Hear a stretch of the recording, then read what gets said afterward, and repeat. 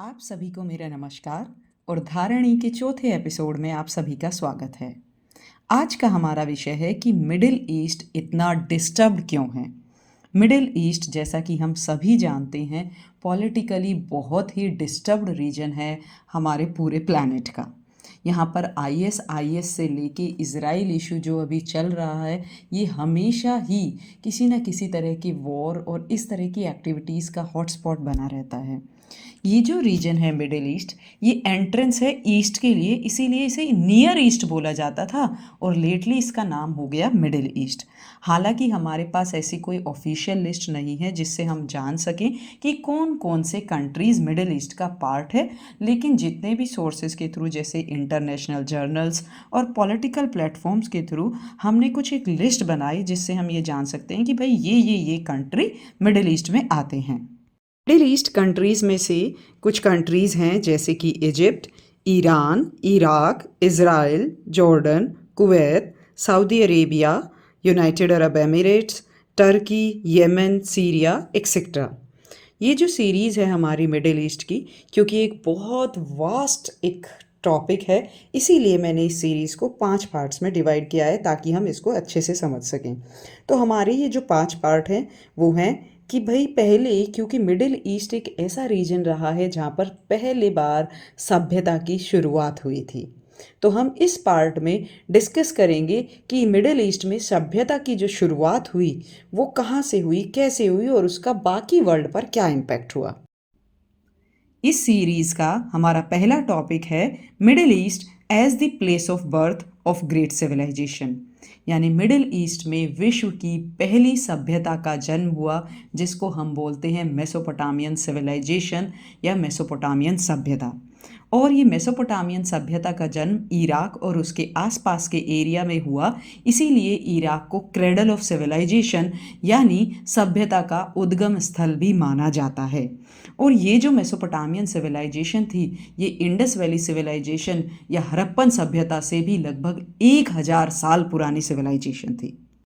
अगर हम Mesopotamian society की बात करें तो Mesopotamian society temple based society थी, जहाँ पर जो सोशल, पॉलिटिकल और इकोनॉमिक एक्टिविटीज़ थी वो जनरली टेम्पल के थ्रू कंट्रोल की जाती थी और इसीलिए वहाँ पर बहुत बड़े बड़े मंदिर बनाए जाते थे और उन मंदिरों को बोला जाता था जिगुरेट्स।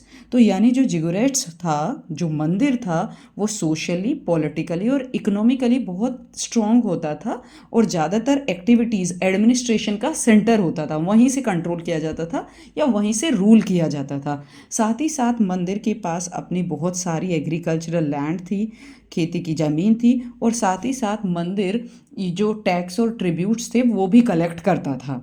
यानी मंदिर जो थे वो सेंटर ऑफ एडमिनिस्ट्रेशन और या फिर सत्ता का या फिर पावर का मुख्य केंद्र थे।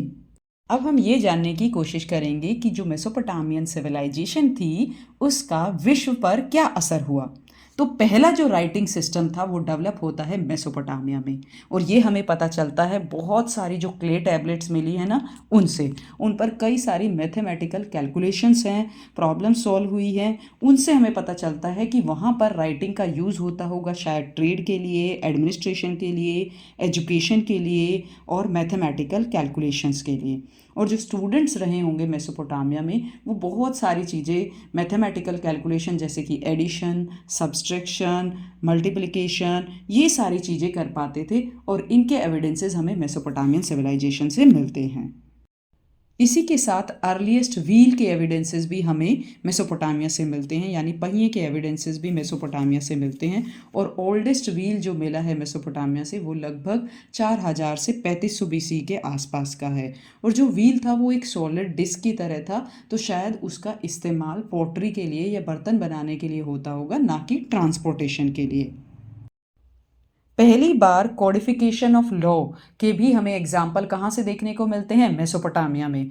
यानी क्योंकि वहाँ पर एक सेंट्रलाइज्ड अथॉरिटी थी तो सोसाइटी को गवर्न करने के लिए रूल्स और रेगुलेशन, कानून बनाए गए और उन कानूनों को संहिताबद्ध किया गया, और ये भी पहली बार कहाँ पर किया गया, मेसोपोटामिया में। साथ ही साथ कैनाल इरिगेशन के जो एविडेंसेस हैं, यानी नहरों के थ्रू इरिगेशन सिंचाई के जो एविडेंसेस हैं, वो भी हमें पहली बार कहाँ से मिलते हैं? मेसोपोटामिया से मिलते हैं। और इसी के साथ साथ पहला शहरीकरण भी मेसोपोटामिया में हुआ, क्योंकि टेम्पल जो था, धीरे धीरे टेम्पल टाउन इमर्ज हुए टेम्पल के अराउंड, और धीरे धीरे वो टाउन सिटीज़ के फॉर्म में इमर्ज हुए।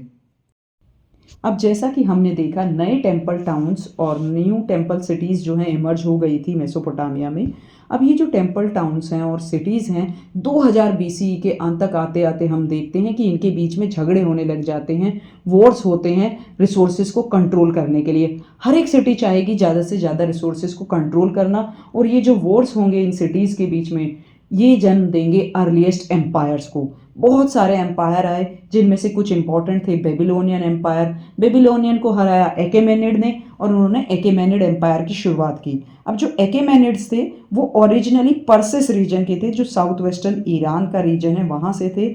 और 6th सेंचुरी BC तक आते आते जो एकेमेनिड्स हैं वो बहुत ही पावरफुल फोर्स बन जाते हैं अपने एक लीडर साइरस के अंडर। साइरस 1 के अंडर एकेमेनिड्स 6th सेंचुरी BC तक आते आते बहुत ही पावरफुल बन जाते हैं।